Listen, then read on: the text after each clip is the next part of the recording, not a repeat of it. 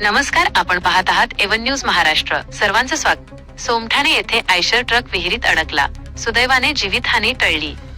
सिन्नर तालुक्यातील सोमठाणे परिसरात आज दुपारी एक थरारक अपघात घडला. कोंबड्यांचे खाद्य वाहतूक करणारा आयशर ट्रक रस्त्यालगत असलेल्या विहिरीत जाऊन अडकला.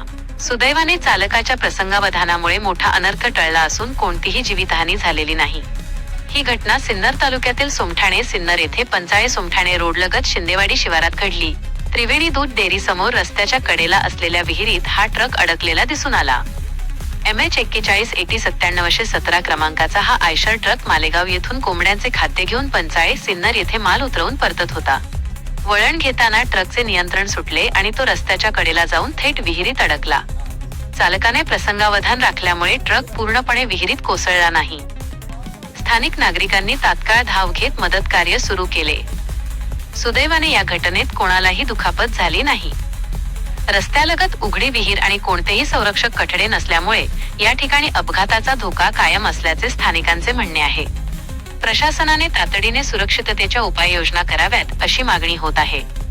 सोमठाणे येथील या घटनेने रस्ते सुरक्षिततेचा प्रश्न पुन्हा ऐरणीवर आला आहे. प्रशासन याकडे कितपत गांभीर्याने पाहते हे पाहणे महत्त्वाचे ठरणार आहे.